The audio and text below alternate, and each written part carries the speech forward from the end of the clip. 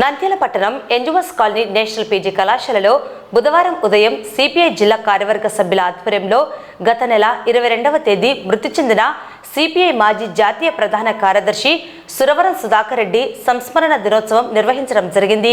CPI నాయకులు, వామపక్ష ప్రజా సంఘాల నాయకులు, ప్రజా సంఘాల నాయకులు పూలమాలలు సమర్పించి ఘనంగా నివాళులు అర్పించారు.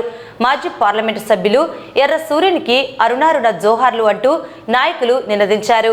సురవరం బాటలో పయనిస్తామని, ఆశయాలను కొనసాగిస్తామని వారు పేర్కొన్నారు. ఈ సందర్భంగా వక్తలు సురవరం సుధాకర్ రెడ్డి జీవిత విశేషాలను, సిపిఐ పార్టీలో వారి పోరాటాలు, ప్రజల కొరకు చేసిన అనేక కార్యక్రమాలను వారు వివరించారు, కొనియాడారు. జాతీయ పూర్వ కార్యదర్శి, పార్లమెంట్ సభ్యులు, మాజీ పార్లమెంట్ సభ్యులు, సిపిఐ అగ్రనాయకులు గత నెల 22వ తేదీన కామ్రేడ్ సురవరం సుధాకర్ రెడ్డి గారు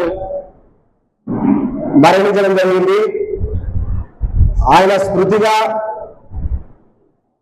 ఆయన చేసినటువంటి పోరాటాలు, పేద ప్రజల కోసం జాతీయ స్థాయిలో అలుపెరగని పోరాటాలు చేసి ఈ దేశంలో కమ్యూనిస్టు ఉద్యమ నిర్మాణానికి కామ్రేడ్ పుచ్చలపల్లి సుందరయ్య గారు, చంద్ర రాజేశ్వరరావు గారు, సీతారాం యేచూరి గారు, ఇప్పుడు ఈ మన మధ్యలో మరణించినటువంటి సురవరం సుధాకర్ రెడ్డి గారు, ఈ దేశానికి తెలుగు వాళ్ళు నాయకత్వం వహించి మా అగ్రగణ్యుడు కామ్రేడ్ సురవరం సుధాకర్ రెడ్డి గారు.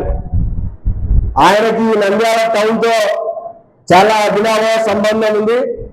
అందుకోసమే ఆయన ఇద్దరు కుమారులు కూడా ఇక్కడే నంద్యాలనే చదువుకున్నారు.